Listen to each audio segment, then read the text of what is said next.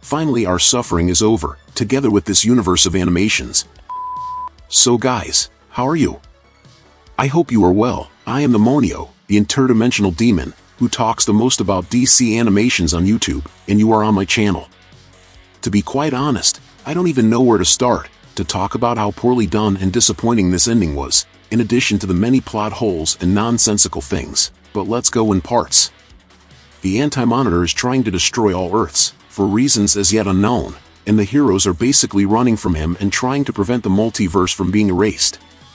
I liked the first film. Despite having all those animation quality problems, the script was good, and made up for the low-budget animation, and it was a cool movie, nothing incredible, but cool.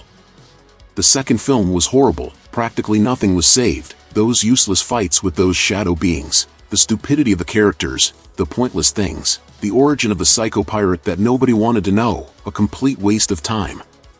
Part 3 is not as bad as the second, but it manages to be even more disappointing because it is the conclusion of Tomorrowverse. And if you stop and analyze, this film has a very complicated task, which is supposed to be the closing of a cycle and the end of an era in DC animation. And unlike Part 2, here you can see that the producers and screenwriters were actually trying to do something, and give some meaning to this animation, and they did so by trying to connect several things, like the movie Warworld, and even the finale of Apocalypse War, which is connected to this film, and how they used the dark side to bridge the gap between the two films. The problem is that this idea is unbelievably bad. Seriously, how did they approve this? It is revealed in the middle of this animation. We discover that, between the end of the film Apocalypse War and the beginning of Tomorrowverse, the Flash went to Apocalypse, and because of a spell that John Constantine did on the Flash, Flash emitted radiation that killed everyone who were there, including Darkseid as a baby, as it was the only time he was vulnerable.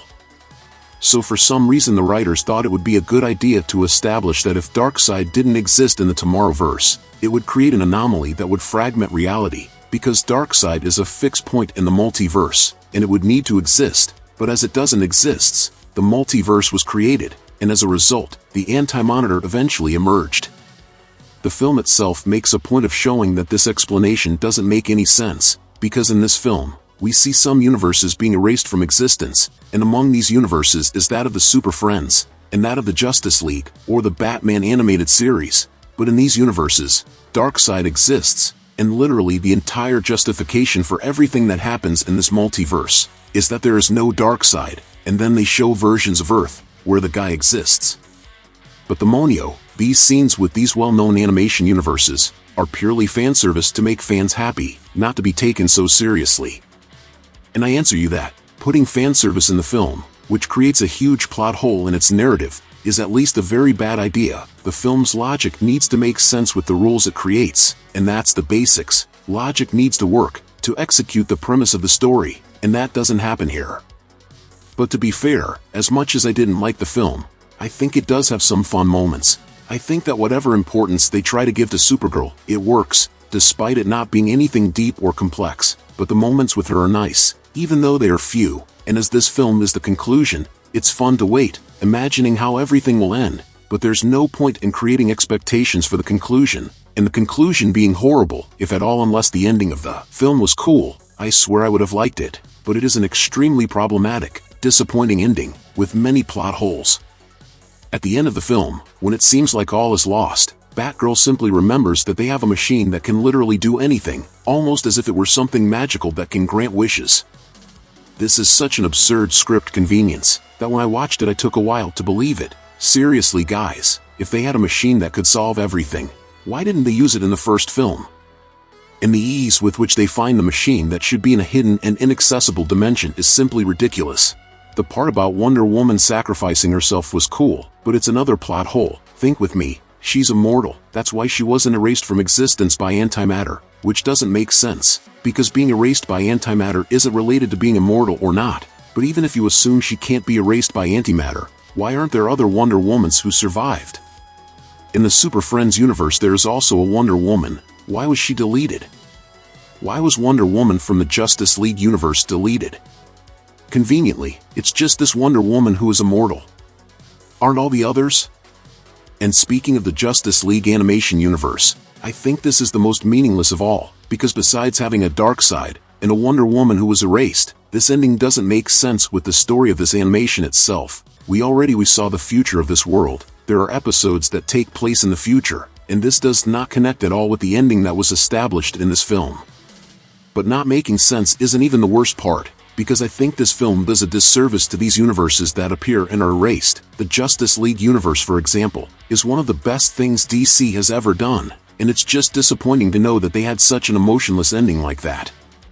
But the entire film gives this feeling that the heroes lost in the end, which is not necessarily a problem, since Apocalypse War also does this. But everything is much more elaborate. The proposal of that film is to be darker and more violent, and despite having a pessimistic ending, it is much more concise with the film's proposal, and this third part even tries to end in a similar way, with the idea of starting everything over again, but in my opinion, it does it in a way too bad.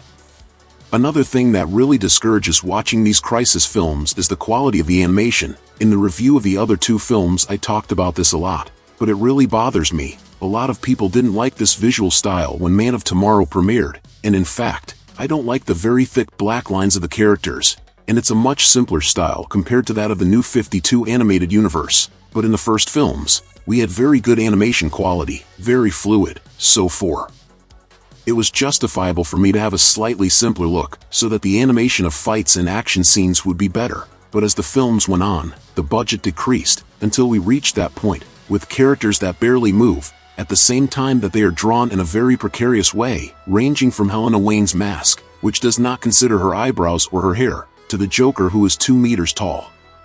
Compare the difference in quality between Lois Lane in this film, and the same Lois Lane in Man of the Tomorrow. See the quality and fluidity of this animation, and see if any scene from this last film comes close to that. The most we have here are characters standing still, launching rays of power at the Anti-Monitor.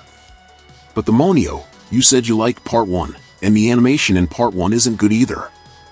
In fact, the animation in Part 1 isn't good either, but Part 3 manages to be even worse, and in addition, Part 1 has a cool script, and this script makes up for the lack of better quality animation. But in the third film everything is on the same level. The animation, the script, everything is very disappointing.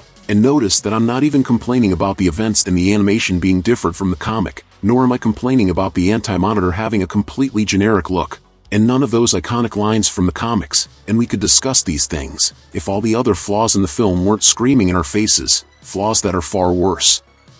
I really don't understand why DC treated its biggest saga, the biggest iconic and important one of all, as if it were a generic film, and the feeling that remains is of a huge missed opportunity. Seriously guys, they only had one chance to make this animation in decades. When will we have another adaptation of Crises on Infinity Earths? About 30, maybe 40 years from now, and what we have is this PowerPoint animation, and with this completely meaningless script, and I just can't ignore it all. But what about you? Do you agree with me? What did you think of the film? Leave it in the comments, and if you liked the video, subscribe to follow the next content. Until next time my people, demonic hugs.